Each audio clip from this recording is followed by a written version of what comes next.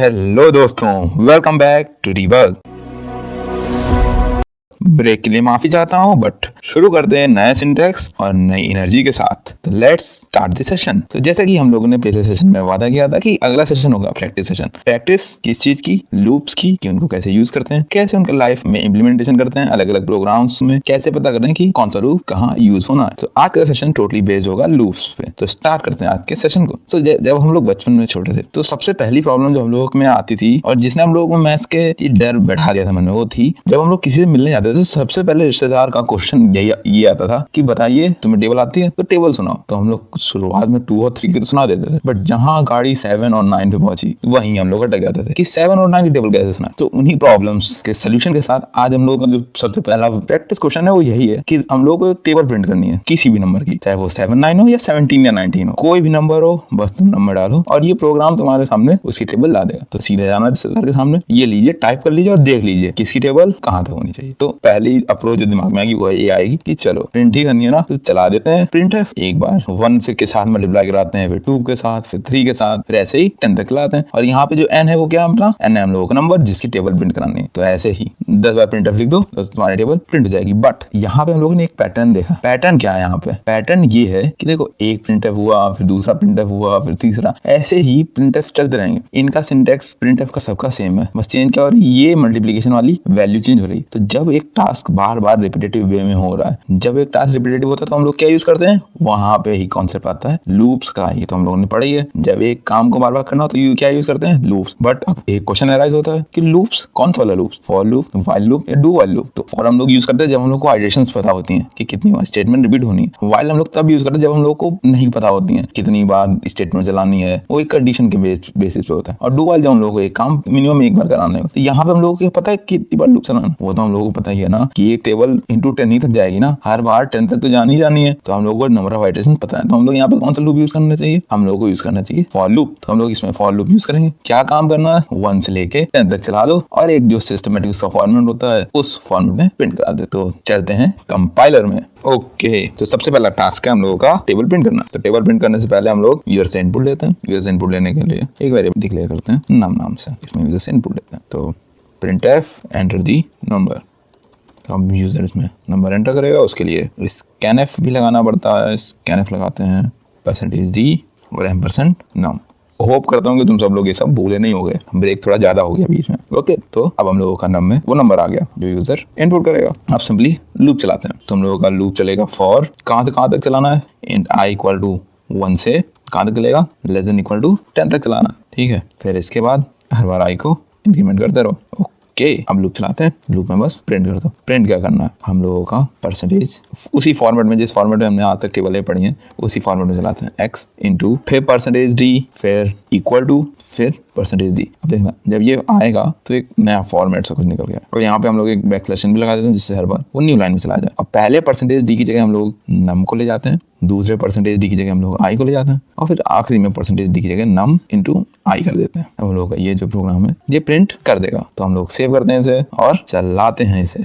सबसे पहले इसने मांगा नंबर। सबसे टफ टेबल हम लोगों को 7 की लगती थी क्योंकि 9 की तो हम लोग उल्टी करके याद कर लेते थे। तो 7 की प्रिंट करते हैं। देखो 7 की टेबल प्रिंट हो गई। तो ऐसे ही हम लोग किसी की भी टेबल जब चाहे तब जहां चाहे वहां प्रिंट करवा सकते हैं।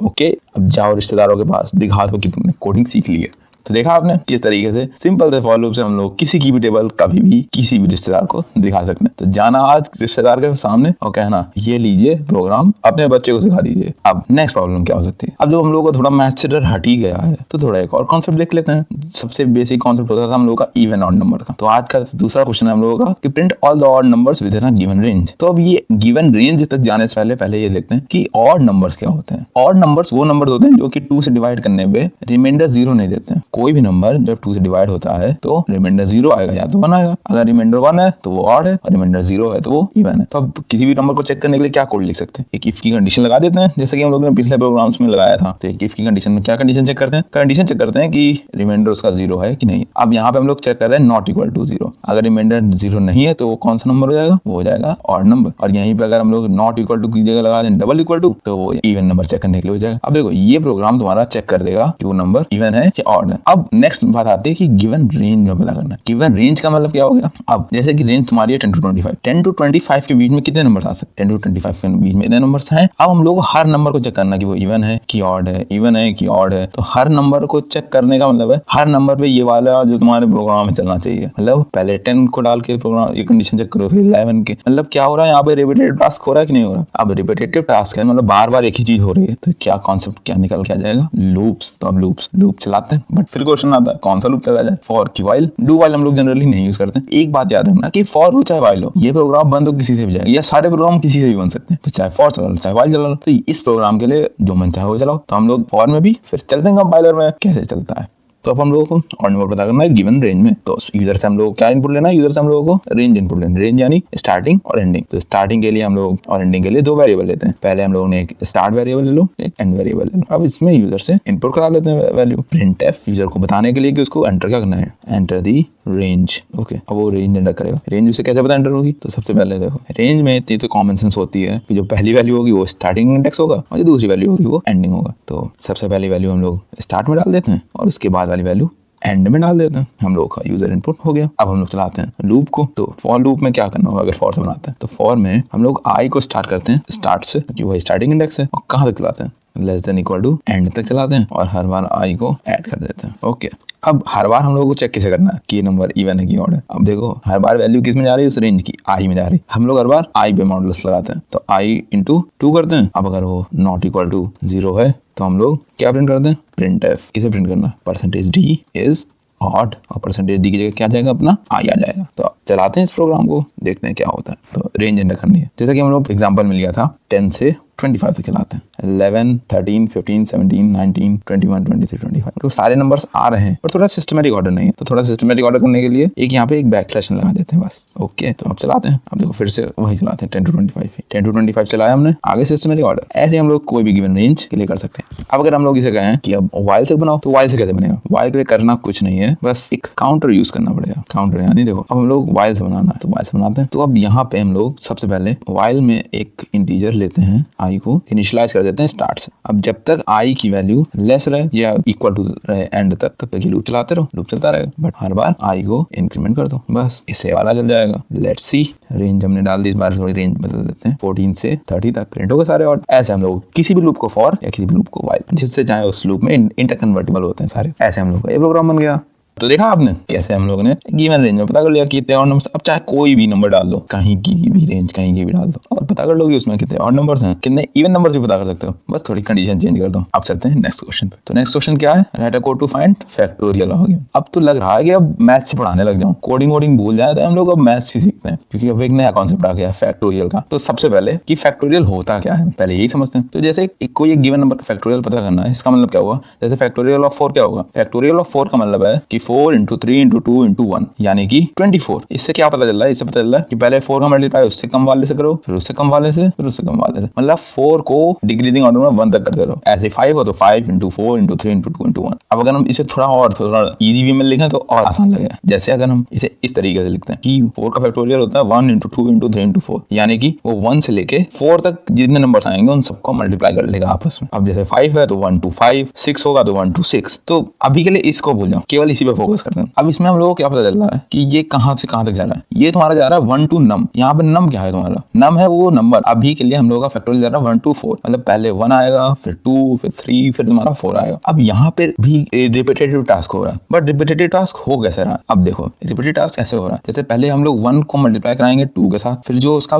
प्रोडक्ट आएगा उसको हम लोग मल्टीप्लाई कराएंगे 3 के साथ, फिर जो उसका प्रोडक्ट आएगा उसको हम लोग मल्टीप्लाई कराएंगे 4 के साथ। समझ आया, कुछ नहीं आया होगा। सो देखो ये कहने की कोशिश कर रहा हूँ, जैसे हम लोग का एक वेरिएबल है फैक्ट। अब ये फैक्ट वेरिएबल क्या करेगा, ये फैक्ट वेरिएबल हम लोग का फैक्टोरियल स्टोर कराएगा, ठीक। और कोई हेडेक नहीं लेनी है, बस ये समझो फैक्ट वेरिएबल में तुम्हारा 24 स्टोर होगा, ठीक, बस और कोई काम नहीं करना। अब हर बार क्या हो रहा होगा, तो सबसे पहला टास्क कि हम लोग को ये पता है कि ये 1 से लेके 4 तक के सारे नंबर्स को मल्टीप्लाई करना है, बट ये हम लोगों को देख के लग रहा है, जैसे 4 लिखा हुआ है तो हम लोगों को ये पता है कि 1 into 2 into 3 into 4 हो जाएगा, बट कंप्यूटर को तो नहीं पता है, ना कंपाइलर को पता है कि अगर 4 लिखा तो 1 से लेके 4 तक सारे डिजिट को ये बताना तो हमें कोई पड़ेगा कि 1 to 4 तक सारे नंबर का मल्टीप्लाई करना, क्योंकि कंप्यूटर तो एक डम मशीन है ही, जब तक हम ना बताएं वो कुछ नहीं करेगा, तो हमें बताना पड़ेगा कंप्यूटर को। अब हर बार बताना है, जैसे पहले 1 को 2 के साथ मल्टीप्लाई कराओ, फिर 3 के साथ, फिर 4 के साथ, मतलब एक बार काम को बार बार करना है, तो कैसे होगा? तो सबसे पहले हम लोग 1 के साथ मल्टीप्लाई करा देते हैं फैक्ट को। अब हमने फैक्ट में 1 इसीलिए डाला था जैसे मल्टीप्लाई कराने पे आखिरी में वो आंसर 1 आ जाए। फिर अब अगले टास्क में ये देखो, ये वाली स्टेटमेंट तुम्हारी 1 के साथ मल्टीप्लाई करा रही है, फिर फैक्ट को 2 के साथ मल्टीप्लाई। अब 2 के साथ यहाँ पे फैक्ट क्या रिप्रेजेंट कर रहा है? यहाँ पे तुम्हारा फैक्ट हो जाता है ये ऊपर वाला, ये रिप्रेजेंट कर रहा है इसकी वैल्यू को। फिर जब हम लोग 3 के साथ मल्टीप्लाई करा रहे हैं तो ये जो फैक्ट है तुम्हारा ये रिप्रेजेंट कर रहा है इससे पहले वाली वैल्यू को। फिर जब 4 के साथ मल्टीप्लाई करा रहे हैं तो ये फैक्ट रिप्रेजेंट कर रहा है इससे ऊपर वाली वैल्यू को। अब देखो एक ही टास्क बार बार हो रहा है, पहले 1 के साथ मल्टीप्लाई हुआ, फिर 2 के साथ, तो एक टास्क रिपीटेटिव वे में हो रहा है। तो यहाँ पे हम लोग क्या लेके आएंगे, यहाँ पे हम लोग फिर से लूप्स उठा लाते हैं, फिर लूप्स चलाते हैं, तो अब लूप चलेगा। अब फिर क्वेश्चन आता है कि कौन सा लूप चलेगा, फॉर कि व्हाइल। अब देखो यहाँ पे हम लोग को आइटरेशंस पता भी है और नहीं भी पता है, दोनों ही बातें हैं। अब आइटरेशन देखो, नंबर 4 डालता है तो हम लोग 4 आइटरेशन चलाएंगे, 5 डालते हैं तो 5 आइटरेशन, मतलब कितनी आइटरेशन होंगी। तब यूजर इनपुट पे तो हम लोग व्हाइल लूप चला लेते हैं सिंपली, या कहो तो फॉर चला लेते हैं। तो अब इसको व्हाइल से बना के देखते हो, चलते हैं कंपाइलर में, वहां पे थोड़ा और अच्छे से समझ आ जाएगा। तो चलते हैं कंपाइलर में। अब हम लोग आते हैं फैक्टोरियल का। तो फैक्टोरियल ऑफ नंबर कैसे बनता है? सबसे पहले एक नंबर इनपुट लेना। तो अब हम लोग नम में वैल्यू एंटर करा, तो यूजर को बताते हैं कि उसे एंटर क्या करना है, print F enter the number. User number enter कर देगा, बट एंटर कहाँ करेगा, स्कैन से लगाया नहीं, स्कैन एफ %d और m% नम में वैल्यू आ गई। अब हम लोग यूज करने वाले थे इसमें व्हाइल का, तो व्हाइल चलाते हैं। अब देखो अभी हमने एक वेरिएबल नहीं लिया, कौन सा वेरिएबल, अपना फैक्ट, जिसके अंदर हम लोग स्टोर करेंगे प्रोडक्ट को। तो फैक्ट हमने 1 से इनिशियलाइज कर दिया। अब कब तक कहाँ तक चलाना, अब हम लोग इसे हम लोग 1 से लेके नम तक चला रहे हैं। तो एक वेरिएबल ले लेते हैं i, जो कि हम लोग 1 से चालू कर देते हैं। तो व्हाइल जब तक i लेस रहे या इक्वल टू हो जाए किससे, नम तक। अब हम लोग चेक करना है हर बार fact equal to fact into I कर दो, या फिर हम लोग इसको ऐसे भी लिख सकते थे अगर मन हो तो, तुम्हारा फैक्ट मल्टीप्लाई इक्वल टू आई हो गया, और हर बार आई को इंक्रीमेंट कर दो। बस इससे हम लोगों का फैक्टोरियल आ जाएगा। आखिरी में लूप के बाहर याद रखना प्रिंट एफ कर दो, फैक्टोरियल इज %d, और इस %d की जगह हम लोग किसकी वैल्यू लानी है, %d की जगह हम लोग लाने हैं फैक्ट। अब इसे चलाते हैं, थोड़ा कैरियर आई सेमीकोलन लगाना भूल गए, तो लगा दिया। अब चलाते हैं, तो नंबर एंटर करना है, नंबर क्या डालते हैं, 7 डालते हैं। तो 7 का क्या आया, 5040। तो ऐसे हम लोग फैक्टोरियल भी पता कर लेते हैं। देखा आपने किस तरीके से हम लोग अब फैक्टोरियल भी निकाल लेते हैं।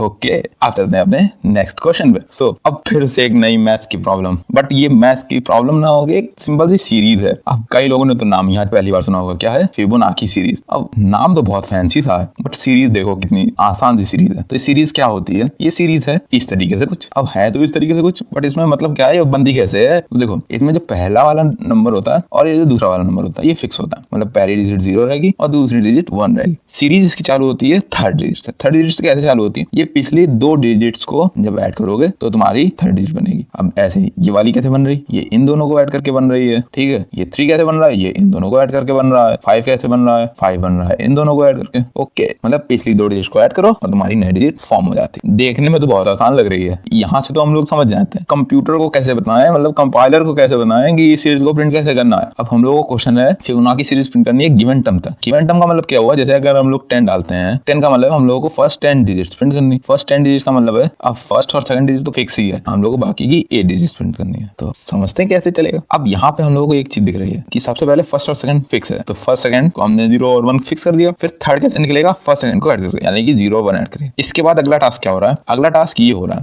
हमने सेकंड की वैल्यू डाल दी फर्स्ट में और थर्ड की वैल्यू डाल दी सेकंड में, और नया थर्ड क्या बन गया, फर्स्ट प्लस सेकंड। फिर अगली आइटरेशन में क्या करें हम लोगों ने फिर से सेकंड की वैल्यू डाल दी फर्स्ट में और थर्ड की वैल्यू डाल दी सेकंड में, और यहाँ से थर्ड क्या बन गया हम लोगों का, थर्ड बन गया फर्स्ट प्लस सेकंड। ऐसे ही हम लोग आगे तक चलाते रहेंगे इसे, कब तक, जब तक हम लोग का वो गिवन टर्म आ नहीं जाता। अब यहाँ पे हम लोग एक चीज नोटिस कर रहे होगे, क्या नोटिस कर रहे हो कि हर बार जो तुम्हारी सेकंड है वो फर्स्ट बन जाता है और जो थर्ड है वो सेकंड बन जाता है, और इससे नया थर्ड निकल आता है। फिर से जो थर्ड निकला है वो सेकंड बन जाएगा और जो सेकंड था वो फर्स्ट बन जाएगा। मतलब एक ही टास्क फिर से बार बार हो रहा है। अब एक टास्क फिर से बार बार हो रहा है तो यहाँ पे फिर लूप्स आ जाएंगे, फिर से लूप चलाते हैं और इसको फिर से बनाते हैं। अब थोड़ा थोड़ा आइडिया आ गया होगा कि इसमें क्या करना है। अगर नहीं आया तो कोई दिक्कत नहीं है, चलते हैं कंपाइलर में और समझते हैं और इसका आइडिया लेते हैं कि कैसे बनता है। तो चलते हैं कंपाइलर में।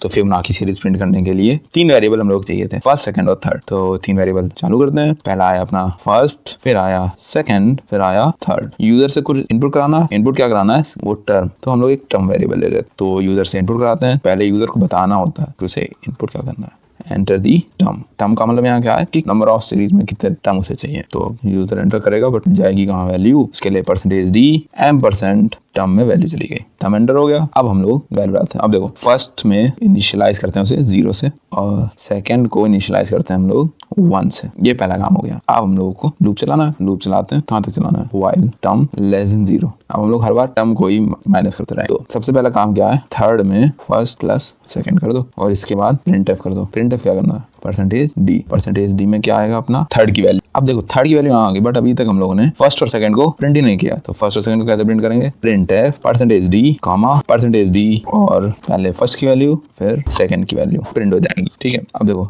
थर्ड की वैल्यू तो प्रिंट कर दी, बट अब हम लोग इस स्वैप करानी है। तो हम लोग क्या कर रहे थे, फर्स्ट में सेकंड की वैल्यू डाल दो और सेकंड में थर्ड की वैल्यू डाल दो। ओके, तो अब चलाते हैं इसे, चलाते हैं। हम जैसे मैंने 10 डाल दिया तो सीरीज प्रिंट होनी चाहिए। अब देखो सीरीज नहीं प्रिंट हो रही, 0 1 के बाद नहीं चली। क्यों नहीं चली, क्योंकि हमने लूप गलत लगा दिया। वाइल टर्म लेस देन 0 मतलब एक लूप एक भी बार नहीं चलेगा, क्योंकि टर्म जब तक 0 से बड़ा तब तक चलाते रहो। जैसे टर्म 0 से नीचे आ जाए तो वैसे लूप एंड कर दो। तो चलाते हैं इसे। यस, तो 10 डिजिट्स देखो चल गई। दिक्कत अभी कहाँ आ रही, कुछ पता चल पा रहा है। देखो थोड़ी एडिटिंग और चाहिए ऐसे। अब अगर हम देखो अब वो 34 आगे जा रहा है, बट टर्म लेस देन 0 नहीं लेस देन 2 होगा, क्योंकि 2 डिजिट तो हम लोग ऊपर ने प्रिंट ही कर दी ना। इसका मतलब है हम लोगों का जो ये लूप वाइल लूप है ये 2 डिजिट कम चलना चाहिए, 8 ही तक चलना चाहिए। तो 8 तक ये चल रहा है। अब हम लोग इसे चलाते हैं। यस, तो 10 डाला, चलाना 34 तक। यस, तो ऐसे हम लोग अपनी फिबोनाची सीरीज प्रिंट कर सकते हैं।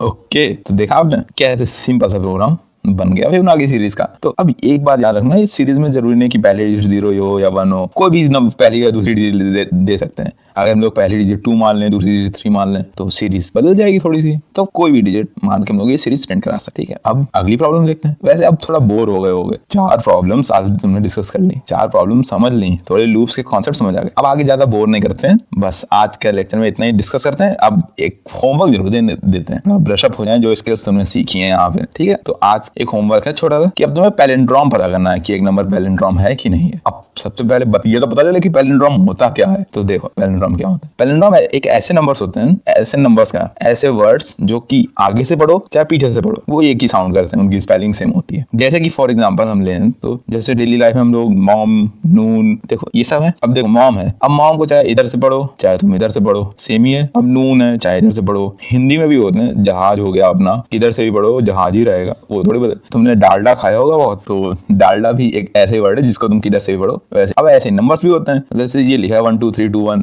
इसको चाहे इधर से कैलकुलेट कर लो चाहे इधर से पढ़ो, रहेगा 1 2 3 2 1 ही, इसलिए ये पैलिंड्रोम है, ये भी पैलिंड्रोम है। तो अब हम लोगों को पता क्या करना है, हम लोगों को बस यही पता करना है कि जो गिवन नंबर है वो पैलिंड्रोम है कि नहीं है। देखो यहाँ एग्जांपल दिया गया, ये एक पैलिंड्रोम है, ये एक पैलिंड्रोम नहीं है। तो पता कैसे करेंगे कि गिवन नंबर पैलिंड्रोम है कि नहीं है। तो क्या करो, एक नंबर लो जो यूजर देगा, जैसे ये 5 डिजिट नंबर यूजर ने दिया। अब इस नंबर का रिवर्स निकाल लो, रिवर्स आया ये। अब इन दोनों को चेक कर लो कि दोनों इक्वल आए हैं कि नहीं आए। अगर दोनों इक्वल है तो समझ जाओ पैलिंड्रोम है, अगर इक्वल नहीं है तो समझ जाओ पैलिंड्रोम नहीं है। ओके, और रही बात रिवर्स की, तो रिवर्स तो करना आता ही होगा। अगर नहीं आता है तो उसका सोल्यूशन आपको नीचे डिस्क्रिप्शन में मिल जाएगा। ओके, तो सिंपल सा टास्क है, बस रिवर्स करके चेक कर लो और बस ट्रू या फॉल्स प्रिंट करा दो। सो आज के लिए बस इतना ही। अगर कोई भी डाउट्स हो तो उनको प्लीज नीचे कमेंट बॉक्स में मेंशन करिएगा। ओके, सो नेक्स्ट लेक्चर में हम लोग क्या देखेंगे, नेक्स्ट लेक्चर में हम लोग थोड़े पैटर्न प्रिंट कर लेते हैं, थोड़ा इजी सा, और थोड़ी जंप स्टेटमेंट देख लेते हैं कि कैसे हम लोग प्रोग्राम में इधर से उधर भाग सकते हैं जब चाहे तब। ठीक है, थोड़ा ब्रेक, कंटिन्यू और गो टू स्टेटमेंट, और थोड़े पैटर्न्स को प्रिंट कर देते हैं कि पिरामिड एनवायरनमेंट कैसे प्रिंट करे जाते हैं, थोड़ा कंफर्टेबल हो जाए उसमें भी। Okay, please do like, share and subscribe debug. Thank you.